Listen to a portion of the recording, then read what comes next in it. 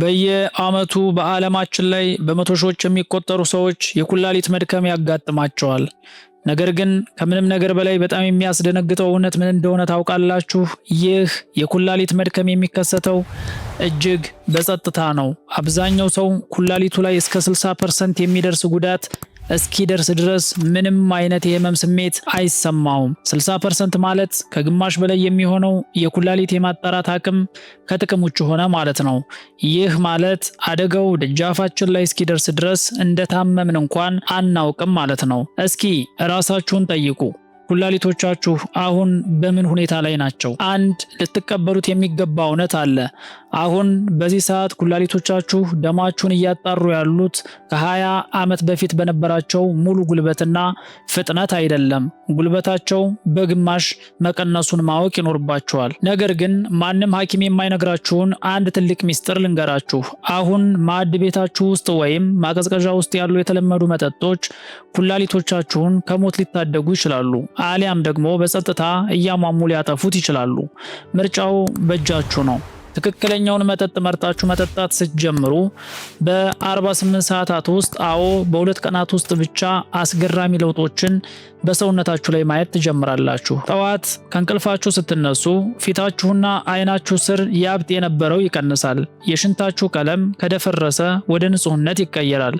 ከምንም በላይ ደግሞ ለረጅም ጊዜ ሲያስቸግራችሁ የነበረው የጀርባና የወገብ ህመም እንዲሁም የድካም ስሜት ከሰውነታችሁ ላይ ይገፈፋል። ታዲያ እነዚህ ተአምራዊ መጠጦች ምንድን ናቸው? ዛሬ ለኩላሊት ጤና እጅግ በጣም ጠቃሚ የሆኑ 8 መጠጦችን ከ8ኛ እስከ 1ኛ ደረጃ አውጥቼላችኋለሁ። ዝቅተኛ ጥቅሙ ካለው ጀምሮ እጅግ በጣም ኃይለኛና ፈውስ ወደ ሆነው ቁጥር 1 መጠጥ አብረን እንጓዛለን። የትኛው መጠጥ የገንዘብ ብክነት እንደሆነና የትኛው ደግሞ እውነተኛ ታምር እንደሚሰራ በሳይንሳዊ መረጃ አስደግፌ አዘጋጅቼላችኋለሁ። ወደ ዛሬው ወሳኝ መረጃ ከመግባታችን በፊት ይህንን ቪዲዮ ላይክ በማድረግ ጀምሩ። ለሌሎችም እንዲደርስ ሼር በማድረግ እንዲሁም ደግሞ ለቻናላችን አዲስ ከሆኑ ሰብስክራይብ በማድረግ ቤተሰብ መሆኑን አይዘንጉ። በ8ኛ ደረጃ ላይ የምናገኘው የቺኮሪ ቡና ነው። ለኩላሊት ጤና መጠጦችን በኢንተርኔት ላይ ፈልጋችሁ ከሆነ ይህን መጠጥ በተደጋጋሚ አይታችሁት ሊሆን ይችላል።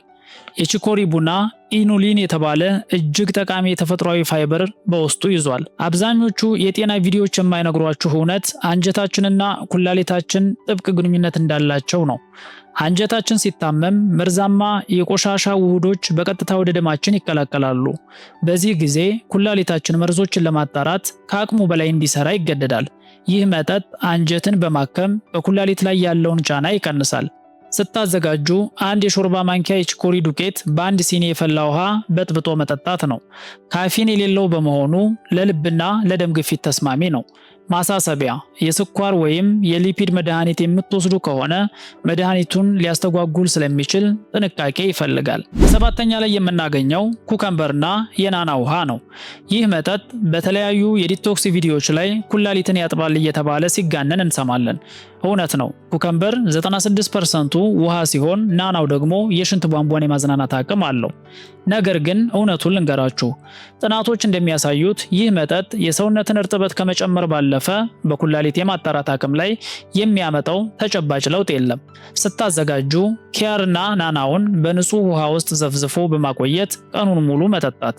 ማሳሰቢያ፣ ፖታሺየም የሚከለክሉ የኩላሊት ታካሚዎች ላይ የፖታሺየም መጠን ከፍ ስለሚያደርግ ጥንቃቄ ይፈልጋል።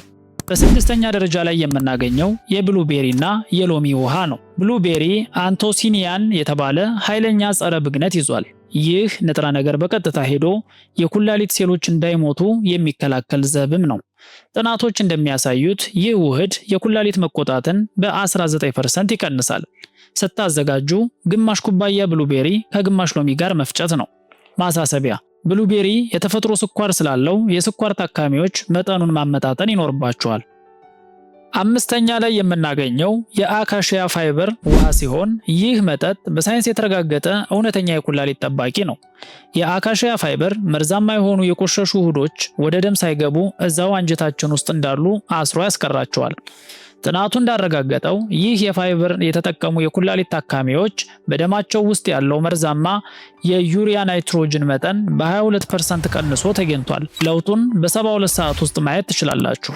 ስታዘጋጁ ግማሽ የሻይ ማንኪያ ፋይበር በአንድ ብርጭቆ ልብ ባለ ውሃ በጥብጦ መጠጣት።